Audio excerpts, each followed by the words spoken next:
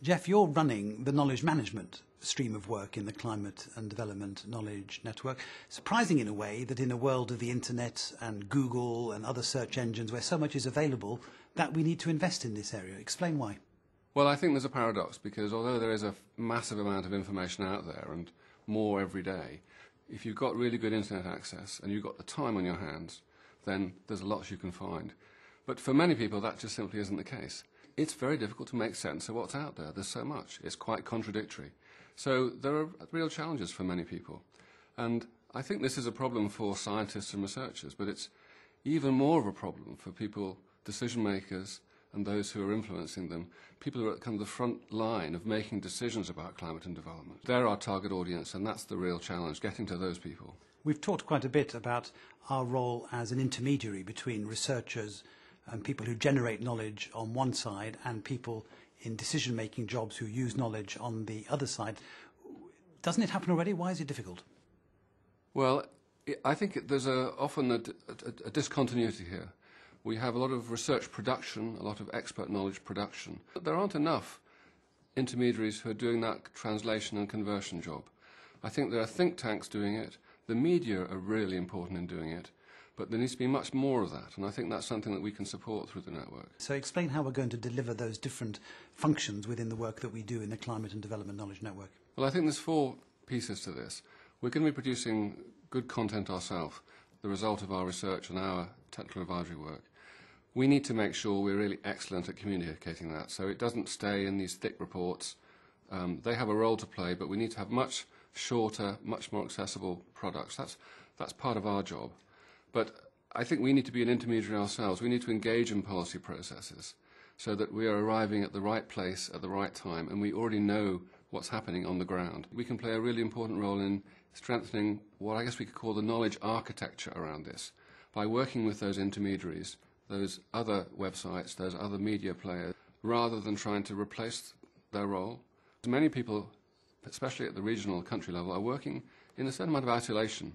I think there's a lot of interesting sharing that could be done by taking, for example, a Latin American kind of media organization and finding what lessons it can share with those similar organizations in Asia. And the final bit is about creating spaces for dialogue. And some of this will be face-to-face. That's always going to be important. But I think nowadays the online tools are getting better and better, and so over time we'll be using those more and more effectively. There's a model of knowledge management which is you create a huge library, a bit like the old Library of Alexandria in classical times. I don't think that's the model that you follow, is it? Absolutely not.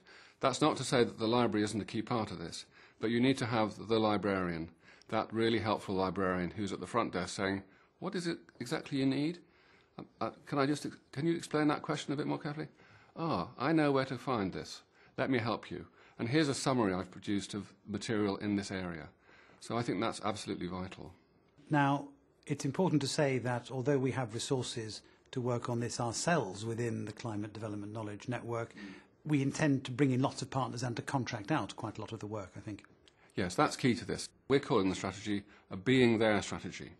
So rather than trying to pull all the users to our website, to be the big website out there on the internet, I think what we can do is to take our content, the issues that we've developed through our demand-led work, which I think will be very distinctive, and to work with other places so that these issues are appearing on their sites. These policy briefings are going out through their networks, so we can fan out to a much bigger public than we'd ever possibly do from one website. I know how difficult it is to write a short policy brief, much harder to write 2 pages than to write 20 pages. Are we going to be able to help people who are new to this to learn those skills?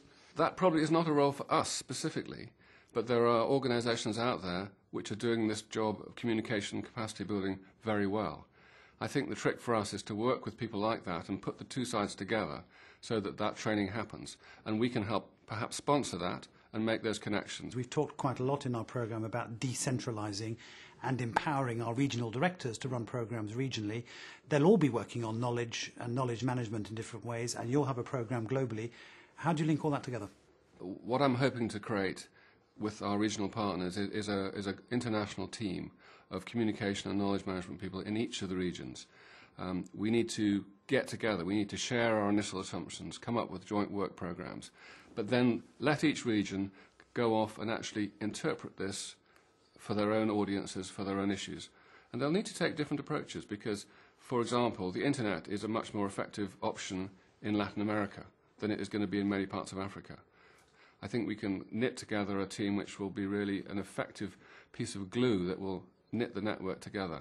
Now, you and I are having this conversation, Geoff, in English. Some people speak English in the world, some don't. I think this is one of the beauties of the regional approach, is that the regional officers can actually adapt, can deal with that problem. They can work with, for example, working with a Latin American media organisation. That material is going to be in Spanish and Portuguese.